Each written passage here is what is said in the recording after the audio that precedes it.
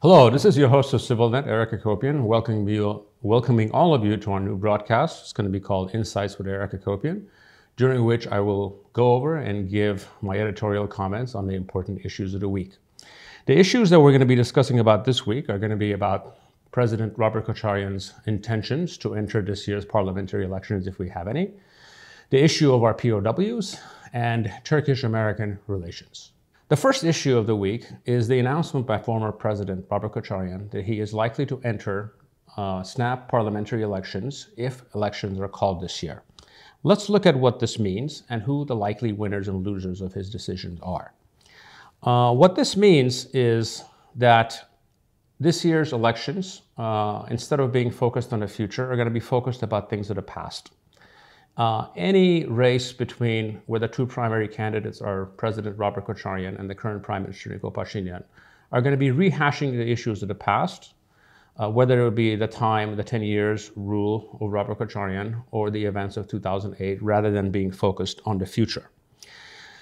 And the most likely scenario of his entry, given that in countless polling that I have seen, President Kocharyan is not one of the more popular people in the country, is going to give us the results that we least likely need, which is probably a parliamentary majority, a one-party parliamentary majority by the My Step party, which is Nikol Pashinyan's party.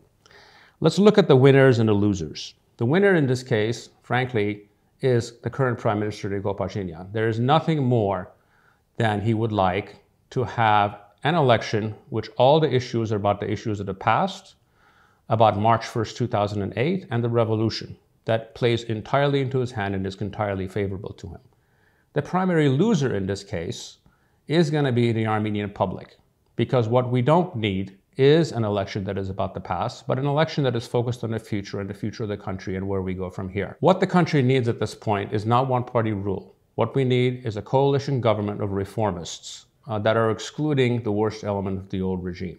And I'm afraid this entry into this race by President Robert Kocharyan is going to preclude that option.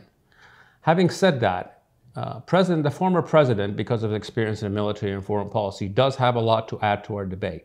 I'm just afraid that's going to get lost in the bigger picture of this personal grudge match between these two individuals that have obvious personal animosity and hatred towards each other. The second issue that we'll be discussing is the issues of corruption in the Ministry of Defense. A few days ago, there was an arrest made of a contractor for the Ministry of Defense that is being charged for selling faulty shells to our Defense Department. What it means is that this person was selling us shells that could not be used by the current systems, the artillery systems that we have. From what I'm being told, this is the tip of the iceberg, and there's a lot more to come. In fact, in the indictment of this person, the news stories about it talked about multiple other cases that this person is involved with. This defense contractor is actually a close acquaintance of the former defense minister. Now, what does this lead us?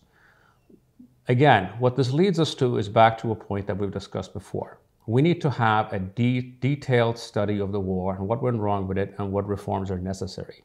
We need a truth commission. And if there's anything that proves to us that we need a truth commission, are stories like this. This also leads me to a corollary in which we have an opposition that has issues like this, for example, military reform, that they can hang on and be very aggressive about in prosecuting the current government, but they don't touch any of these issues. In fact, they don't even come up with an agenda.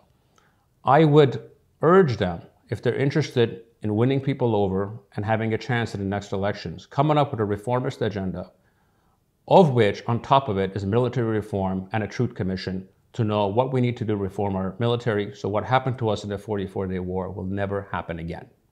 Now we're going to move on to foreign policy, specifically the foreign policy of two important states in the world and states that surround our neighbors, and that is Turkish-American relations since the election of Joe Biden.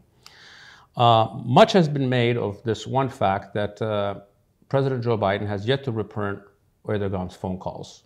And there are consistent signals coming in from the new administration, whether from the NSA head, Jake Sullivan, or the new foreign minister, Tony Blinken, that are quite unfriendly to the Erdogan administration.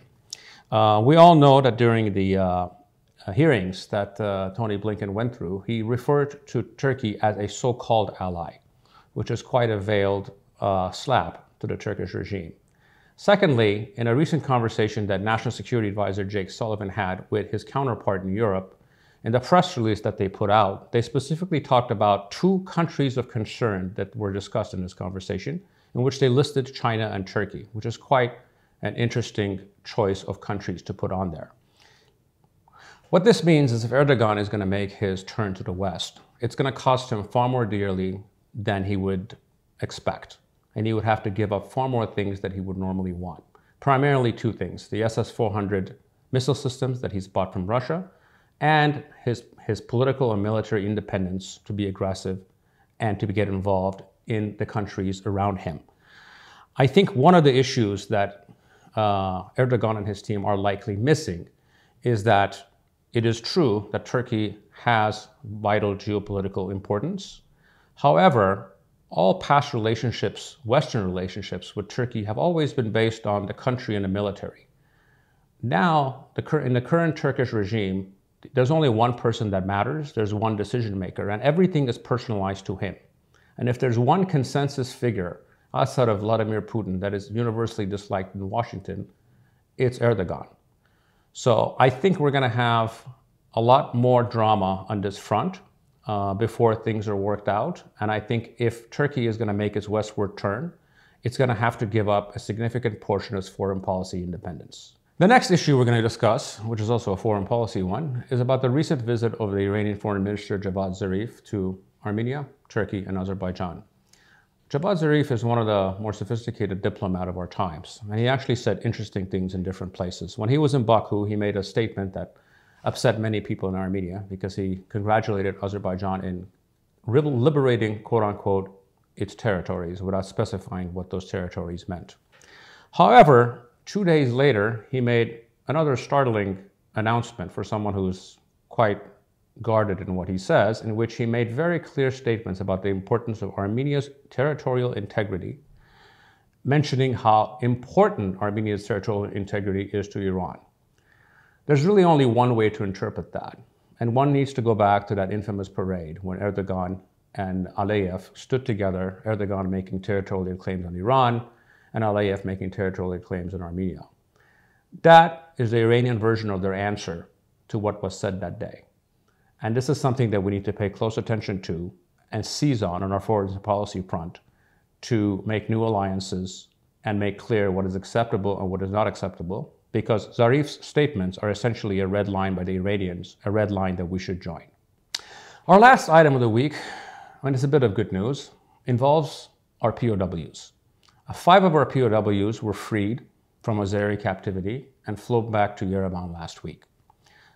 What does this bring us to? This is frankly an outrageous situation in which almost 2 months after the end of the war, the Azeri side, violating agreements that they signed, are holding prisoners of war, and I think we're better off calling them hostages at this point, both military and civilian. I think this is an outrage, and I don't think all of us can ever do enough to get these people out of the dungeons of the Azeri regime. But most importantly, I think the lesson here, and I think this is a lesson for Western governments, specifically for Western human rights organizations, is to get the sense of what kind of a regime you're dealing with. And I think the best historical analogy for what happened in Artsakh in September and October and November during the war, if you want to look at it historically, is to go back 80 years. Artsakh was the Spanish Republic. And in the same way that Western Europe stood by and allowed fascist wolves to tear apart the Spanish Republic, 80 years later, they stood by and let 2 other fascist wolves tear down a democratic republic. So if Western Europe and human rights organizations want to have any chance to redeem themselves, they will make this one of their priorities, to make it understood to the Azeri regime that this is unacceptable behavior, that all of our hostages and POWs should be returned to us immediately. Thank you for joining us for the first episode of Insights with Eric Hacopian. It was a pleasure to be with you.